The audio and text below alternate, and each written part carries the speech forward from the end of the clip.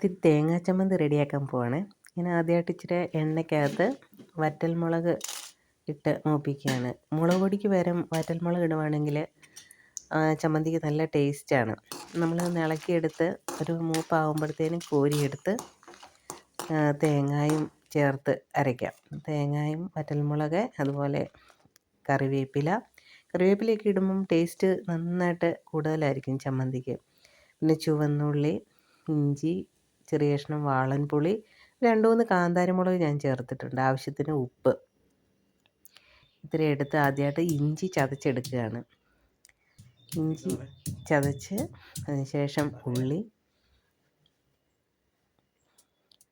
ഇതൊന്ന് ചതച്ചെടുത്തിട്ട് അരയ്ക്കുവാണെങ്കിൽ പെട്ടെന്ന് അരഞ്ഞ് കിട്ടും. പിന്നെ വറ്റൽമുളക്, വാളൻപുളി, പിന്നീട് കറിവേപ്പില,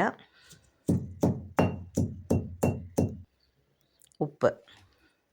ഇനി അരച്ചെടുക്കുകയാണ്. ചമ്മന്തിയൊക്കെ കൂട്ടി ചോറുണ്ണുമ്പം നല്ല ടേസ്റ്റാണ്. വേറെ കറിയൊന്നും വേണ്ട. ഇതിൻ്റെ കൂടെ തേങ്ങയും കൂടെ ചേർത്ത്, തേങ്ങ ഏറ്റവും അവസാനം അരയ്ക്കുവാണെങ്കിൽ അതിന് ഒരു വെള്ളമയം നമുക്ക് കിട്ടും അരയ്ക്കാനായിട്ട്. നല്ല കല്ലിലരച്ച നല്ല ചമ്മന്തി റെഡിയായിരിക്കുകയാണ്. ഇനി നമുക്ക് ചോറ് വിളമ്പാം. ചോറിന് കറിയായിട്ട് പാവയ്ക്ക തോരനുണ്ട്. അതുപോലെ തന്നെ ബീൻസ് തോരൻ ഉണ്ട്.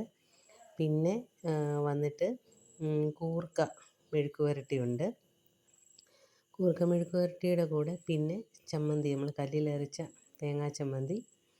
അതുപോലെ തന്നെ നങ്ക്, ഉണക്കമീനാണ്, ഉണക്കനങ്ക് വറുത്തത്. ഇത്രയും ചേർത്താണ് ഇന്ന് ചോറുണ്ടാലോ.